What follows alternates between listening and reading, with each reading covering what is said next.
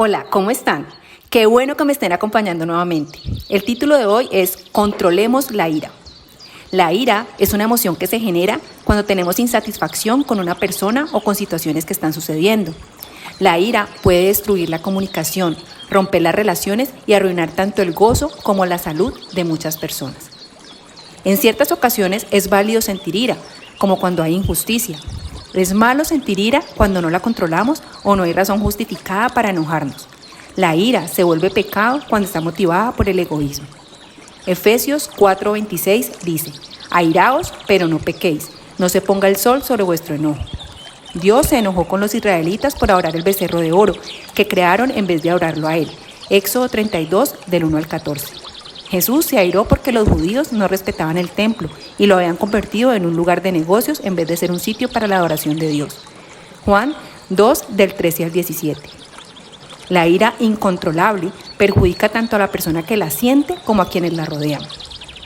El mal genio es un problema interno, proviene de mi interior, no de afuera.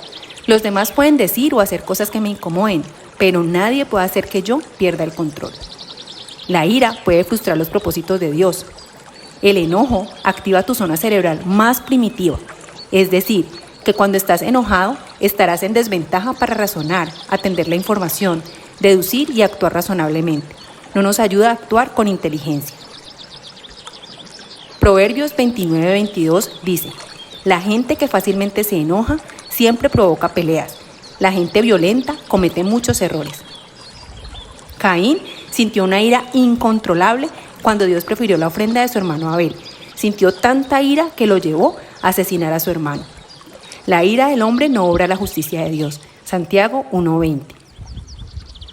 ¿Qué podemos hacer con la ira? 1. Expresarla. La ira descontrolada produce gran daño. 2. Suprimirla.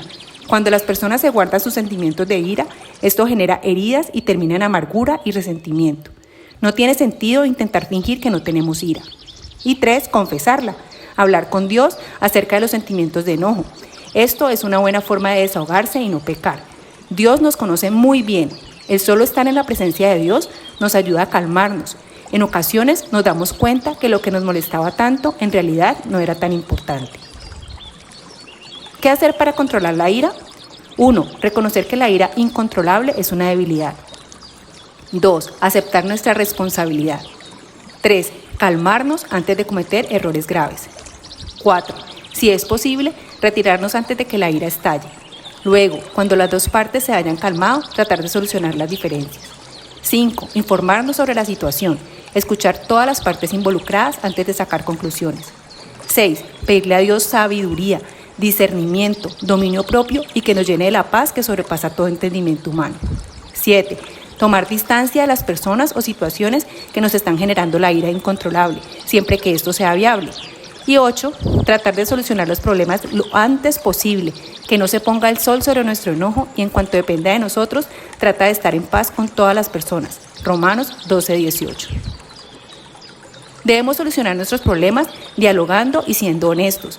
No debemos permitir que lo que nos está molestando crezca hasta que perdamos el control. Debemos ser sinceros y manifestar lo que nos molesta. Debemos atacar el problema, no a la persona. Debemos actuar, no reaccionar.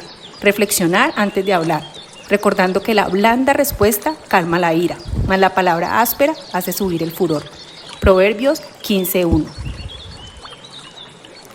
Bueno, pero ¿qué consecuencias trae la ira no controlada? 1. Nos limita en nuestra comunión con Dios. 2. Trae problemas en nuestras relaciones interpersonales. 3. Nos puede llevar a cometer cosas graves o delitos. 4. Puede desencadenarnos muchas enfermedades. 5. Nos limita para recibir las bendiciones que Dios tiene reservadas para los que le aman y le obedecen. Tenemos que ser conscientes del daño que causamos con nuestro mal genio.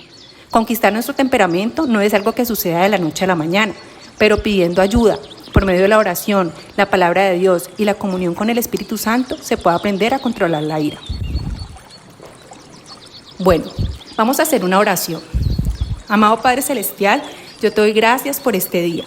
Yo te pido que nos ayudes a controlar la ira, a estar calmados, a no reaccionar con violencia, a reflexionar antes de hablar.